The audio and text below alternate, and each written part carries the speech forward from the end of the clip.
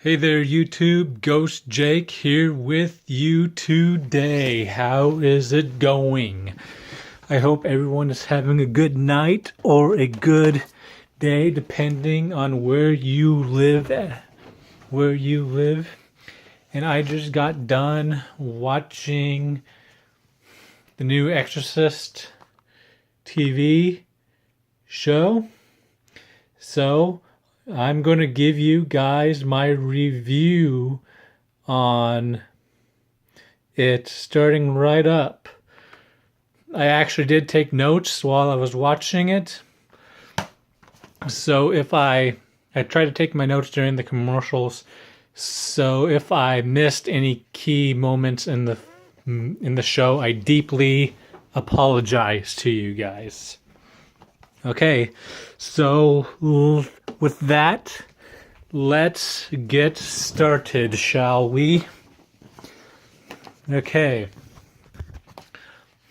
Now, this will contain spoilers in case you haven't seen it when it aired, and if you didn't see last week's episode also. Okay. Now to start off the episode, we see this like dark alleyway or whatever it is, and we see a bunch of kids running in it, and it has something to do with this church. I don't know exactly where they are, but anyway, we see this little boy following a priest, and the little boy can't be, he's probably between 10 or 12. He looks pretty young.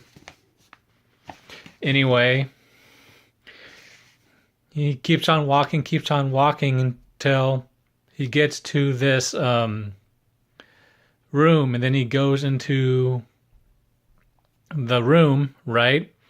And he goes into the room, and it appears there's this person chained up, and the priest kind of leaves and just leaves the little boy in there with the person who's chained up, and it turns out the person chained up is a possessed person.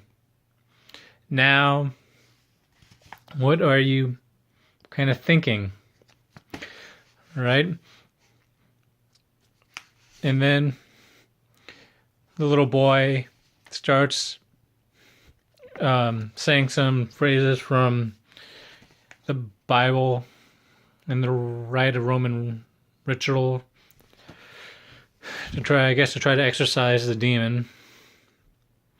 And then you don't get to see what happens because that's where the that's where, and then boom, the flashback ends, and it turns out the little boy was little Father Marcus, and Father Marcus was having a flashback of his younger days. Okay, now moving on. Like after the flashback, and we see after the flashback, and we see Father Marcus driving. It goes to Casey, Angela's, and Catherine's house, right? And Angela is in the kitchen, like maybe getting water or something. And then she hears a voice, right? And then she hears a voice.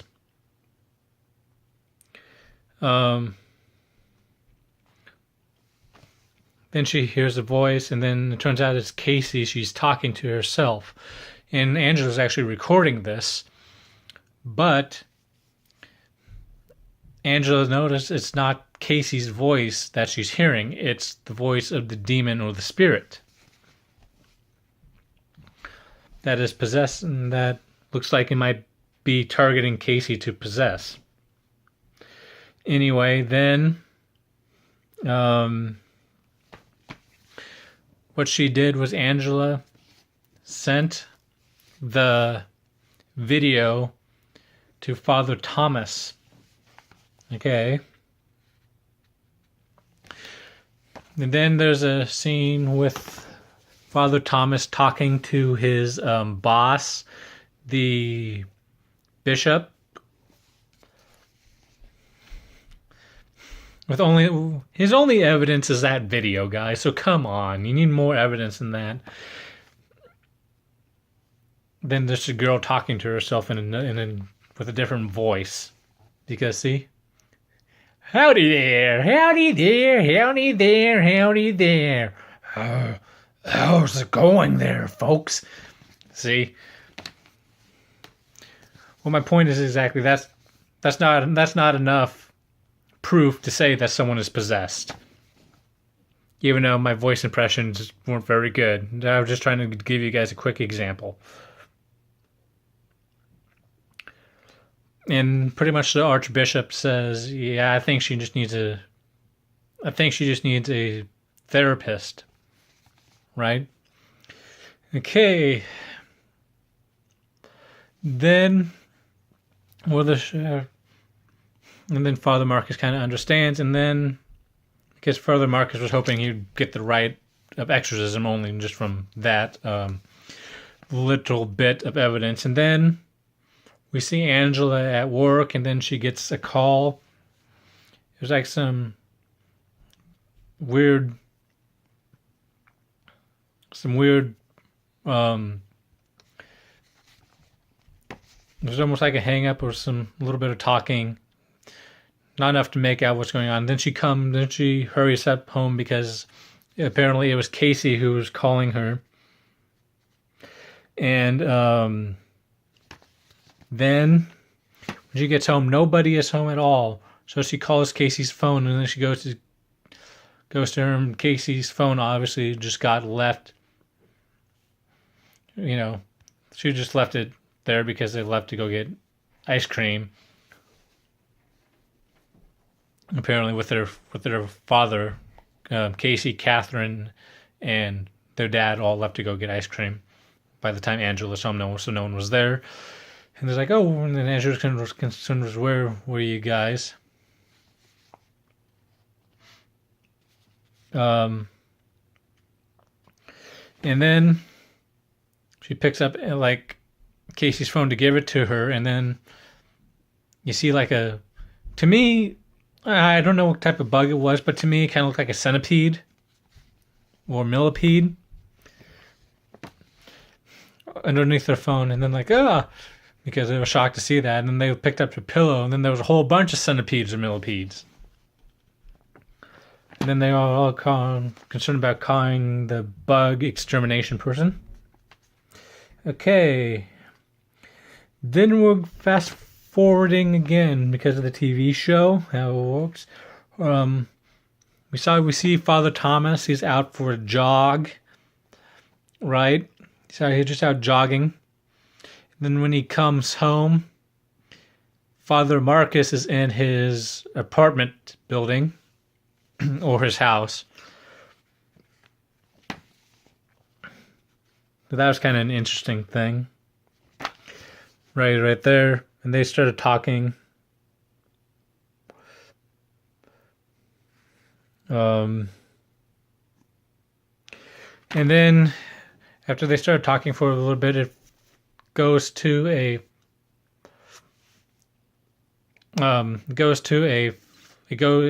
to Casey's lacrosse game, and there's this one girl who's like all over Casey, playing dirty, right?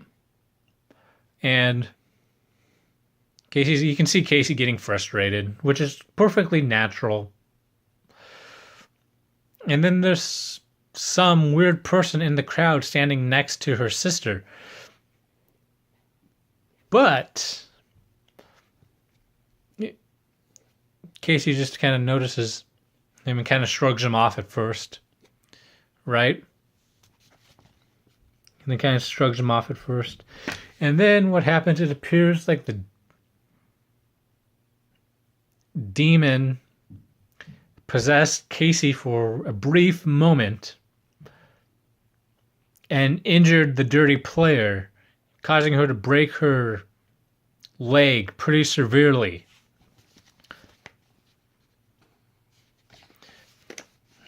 That's still not a, but that's what actually happened. But still, that's not a case where, someone to be possessed. That is just in the natural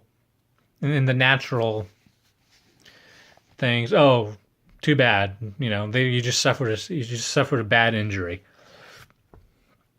Okay. And so it would appear that the demon or spirit is gaining strength, is gaining momentum inside of Casey. He's getting stronger. Right? And then we ended up cutting to the church. It's like this. They're doing this like thing for the homeless. Right? And Casey is one of the people, help feeding them. And Father Marcus shows up to, get his food because he wants to blend in with the crowd. And then, but before he goes to get his food, I believe, before that, we see Father Thomas talking to Angela and saying, and Angela's all concerned because stuff is getting worse, and Angela is all concerned because, the demon hurt someone. Right, because Catherine told her mother about the injury, and Angela's really paranoid, thinking that one of her daughters is possessed, even though she is going to be right about that, but still. So Angela is all concerned, right? So what she does after Father Marcus leaves, because Father Marcus is telling Angela that the church, the bishop, did not approve the rite of exorcism, and then the church did not approve the rite of exorcism, and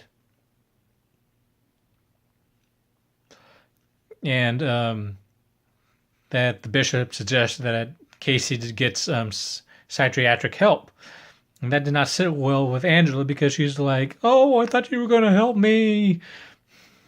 It's like, and Father Marcus is like, yeah, I want to help, but there's nothing I can do because you need permission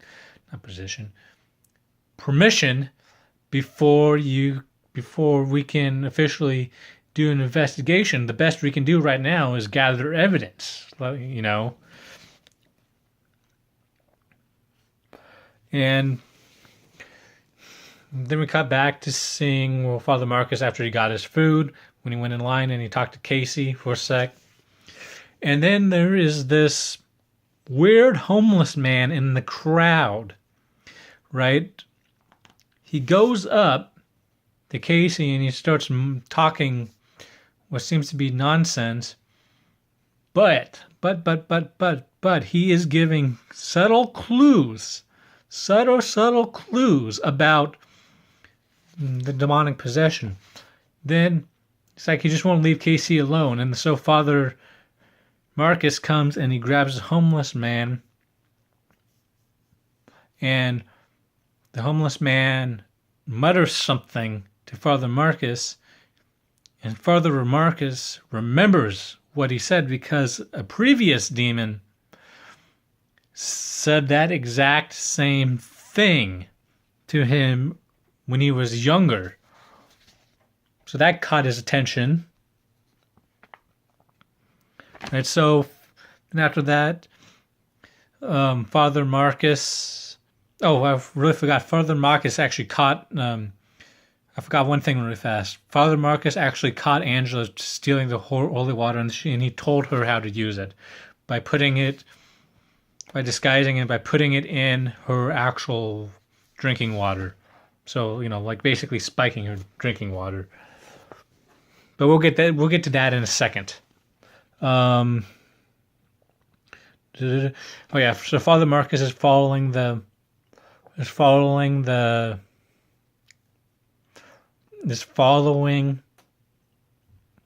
homeless man who spoke those words to him, and then we have it.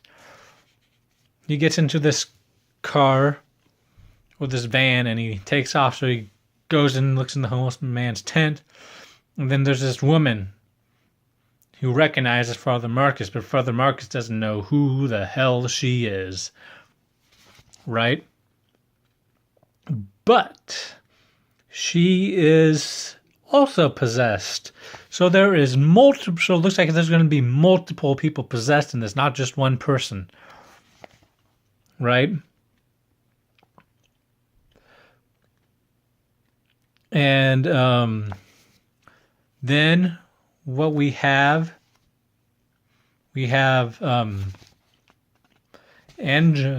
Angela. No, we have Father Marcus trying to drive out the demon from the homeless lady. But the demon does not fear Father Marcus anymore, because I think the idea is Father Marcus is kind of going to be like Marin from the original movie, and from Demon, and like the younger Marin in the Exorcist, the beginning, where Marin, when he was younger, when he first encountered the demon, when he was a broken priest. I think that's how they're kind of setting up Father Marcus to be. He's kind of like the younger version of Marin. Anyway, then because it's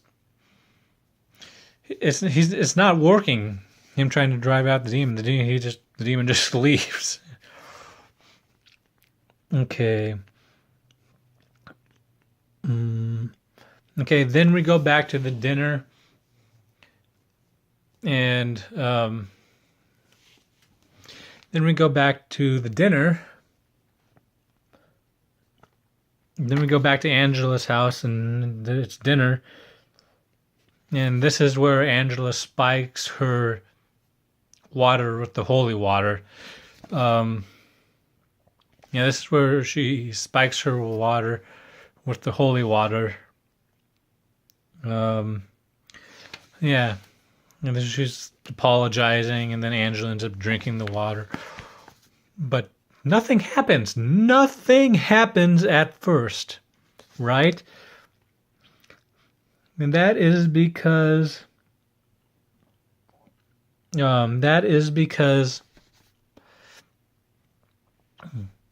demon is either not there right now, or it's just hiding very, very well. But I think it's just hiding very well and resisting, because as soon as dinner is over, and I think Angela is kind of concerned at this point because nothing is happening, and and Casey actually did drink the water with the holy water in it, and nothing happened during dinner. So Angela is probably a little worried that she might not be is a little worried about what's going on. And then when she goes into her room, then Casey goes into her room. Then once she's there for a little while, she goes into her bathroom and she throws up. Yeah, she throws up. So the holy water did work. It did work. It just took a second to work. And then while she was puking, she ended up like pulling the centipedes or millipedes out of her mouth. So the demon did not like the spiking of the holy water. I can tell you that much for sure. Then we get out into the living Then we get out into the living room. No, then we get to see Casey outside doing a homework, and this man in the suit appeared. And he looks like he's the same man that appeared in Casey's lacrosse game, right? Looks like he's the exact same one who appeared in Casey's. And he's talking to her. And then Casey starts telling him exactly what happened. But only Casey can see this guy. And it verifies this because there is a picture. There's a scene where her dad is looking out the window seeing Casey talk to nobody. So it looks like the demon is being very, very clever for a demon. Because it looks like he is trying to gain Casey's trust by manipulating her before he fully takes control of her. So before the actual possession takes place. Anyway, and then to end, we see Father Marcus and Father Thomas talking, and how Father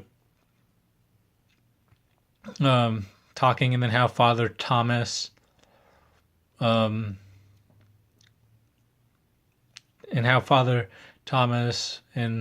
about their past lives, and talks about his first encounter with the demon when he was 10 or 12. I believe it's 12. It was 12, but I didn't write that. I didn't write the ages down in my notes. And that is why I keep looking down in my videos, is because I'm looking at the notes while I am recording. Yeah, but before we get to their house, there was just like this mass suicide where people, like 9 or 10 people, died by stabbing in the show. So it looks like, the demons are doing some work in The Exorcist. Unless it's just a freak coincidence, but I do not think it is. And this is Ghost Jake signing out, and I can't wait for next week's episode. It's going to be epic.